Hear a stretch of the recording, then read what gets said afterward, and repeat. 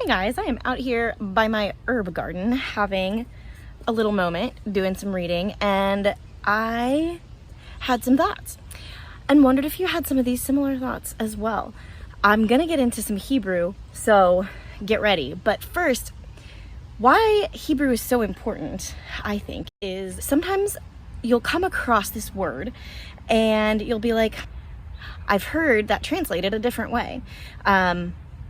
Or I know another Bible version that says it this way, or it says it this way. Which is the right way? Okay, one of those instances is in such an awesome passage in the book of Devarim. In Hebrew, that means words. The English for that book is Deuteronomy. So in Deuteronomy 6, it says the Shema. So if you're Jewish, if you're into Hebrew or Hebrew culture, in Bible culture, you know what the Shema is. But something really cool happens right after the Shema. There is a word that says in one version, teach these things diligently to your children. And the verb for that is what we're going to look at. So in another version, it says impress them on your children. In the Art Scroll Tanakh, one of the Jewish publications of the Hebrew scriptures, just words that teach them to your children. Another version says, repeat them. So which is it? So when I see that, I think there's got to be some nuance there, right? Let's take a look at it. In Hebrew first, and then I'll read it in English. You can follow along. If you have an art scroll side by side, that's pretty awesome. I've got this really amazing ESV Bible, and this has benefited a lot of my students, so I use it for things like this. Take a look. So here's the Shema, the famous phrase, one of the most important central phrases in the entire Hebrew scriptures for Judaism and Christianity. Shema Yisrael, Adonai Eloheinu, Adonai Echad, ve'ahavta et Adonai Elohecha bechol levavcha, v'chol nafshecha, u'v'chol me'odecha. Here's the commands then with what to do in light of this. Ve'hayu hadvarim ha'ele asher anochi metzavvecha hayom al levavecha. And here's the verb in question. Veshinantam levanecha v'dibarta bam b'shivtecha bevetecha uv'lechtecha v'derech uv'shochvecha uv'kumecha. All right, so here is verse 7. So that word, veshinantam, that one is what we're looking at. So, veshinantam levanecha, and you shall teach them to your children. Or you shall repeat them. Repeat them to your children. That is in a couple different versions, and that's what it has word for word under the word right here. You shall repeat them. So what is it? Teach them diligently, repeat them. NIV says impress them on your children. Here's what's really cool. When you learn Hebrew, you learn that there are root systems that are present within every ancient Semitic language. That's Hebrew, that's Aramaic, that's Arabic, that is Akkadian, that's Ugaritic. All of these important languages when we're talking about understanding the Bible in its real context, okay? Not our American context.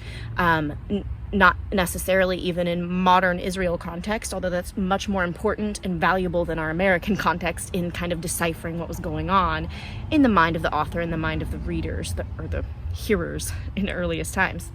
So what we find with the Hebrew roots of these words is that that root word has to do the most basic. If we boil it down, I recognize a word.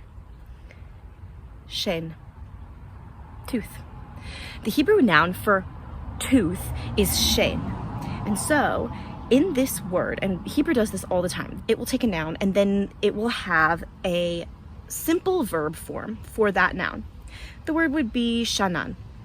And if you look up in a scholarly source, like a lexicon, like the ones that we use from about Hebrew 3 on, beginning 3 on, we use this awesome lexicon that's super old and super well known called the BDB. And you'll find that the simple action verb for this is to sharpen.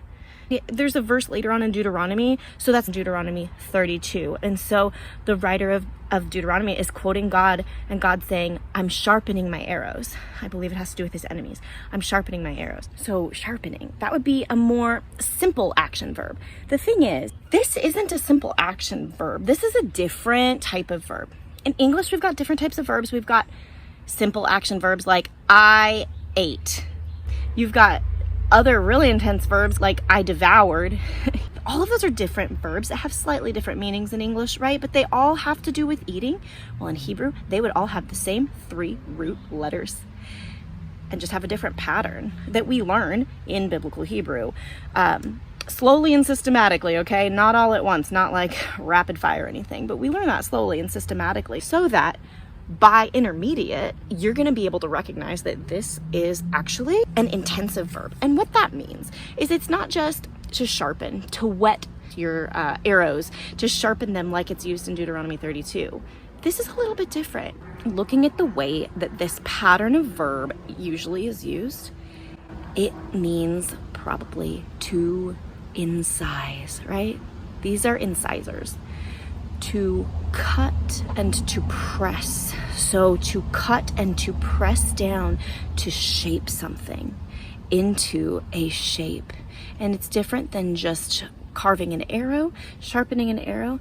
This has to do with pressing in and giving a direction. So when we think about this in regards to kids, in regards to children, both in Judaism and in Christianity, children are prized and they're valued. And there is intentionality with which we're to teach our children. This isn't just a flippant repeating. So that's why I don't love the translation of repeat these things to your children. That removes so much nuance. No, this is shinantam. Shinantam.